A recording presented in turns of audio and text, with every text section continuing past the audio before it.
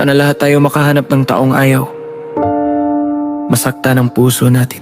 May klase ng pagmamahal na hindi kailangang magkarbo, puno ng promises. Sapat na yung pakiramdam na ligtas ang puso mo sa kanya. Yun ang klase ng love na gusto kong matagpuan nating lahat.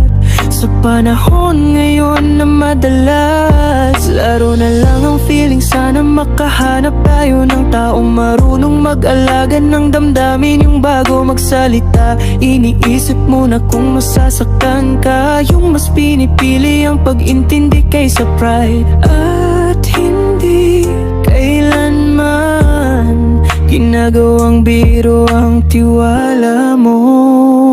Lahat tayo deserve yung taong mo. Ayaw tayong saktan, yung nakakaintindi na ang pagmamahal ay hindi pag-aari kundi responsibilidad. Sana makilala mo yung taong marunong makinig kahit tahimik ka lang, yung nananatili kahit mahirap, at yung marunong maghilom, hindi manakit. Dahil ang tunay na pag-ibig hindi lang puro kilig, ito ay proteksyon.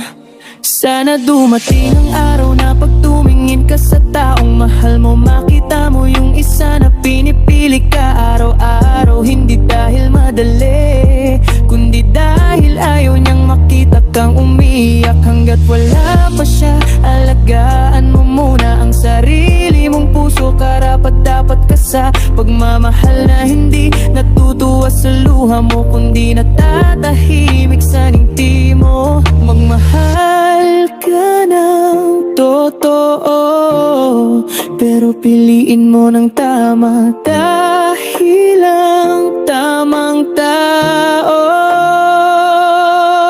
hindi ka ipaglalaban lang. Iingatan ka niya ng buong puso. From Jules and Ben.